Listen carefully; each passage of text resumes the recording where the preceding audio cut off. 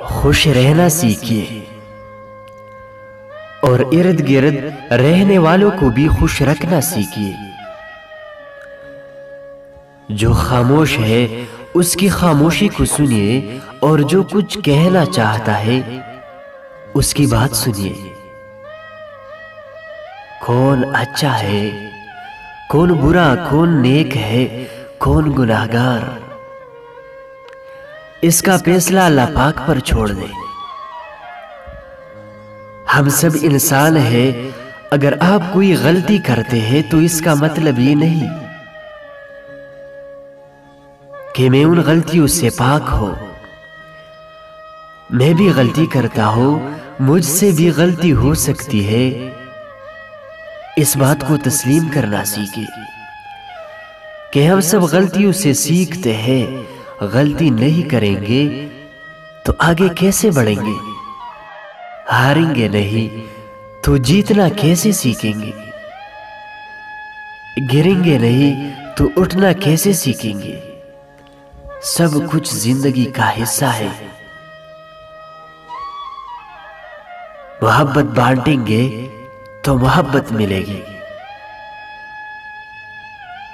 اور یہ اللہ پاک کا سب سے پسندیدہ عمل ہے۔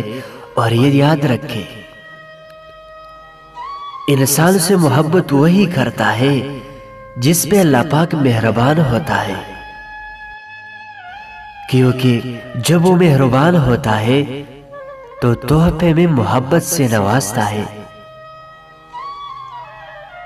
اللہ کو ایسے بے نام رشتے اور تعلق پسند نہیں ہے، تو پھر آپ کیسے اللہ سے یہ بات منسوب کر دیتے ہیں کہ اللہ نے آپ کے دل میں اس کی محبت ڈالی اور پھر آپ کو جدا کیا؟ اللہ اپنی محبت ڈالے گا یا کسی انسان کی؟ کیا اللہ چاہے گا کہ آپ ساری رات باتیں کرو اور تنہائی میں ملاقاتیں کرو؟ کچھ محبتیں شیطان کی طرف سے ہوتی ہے،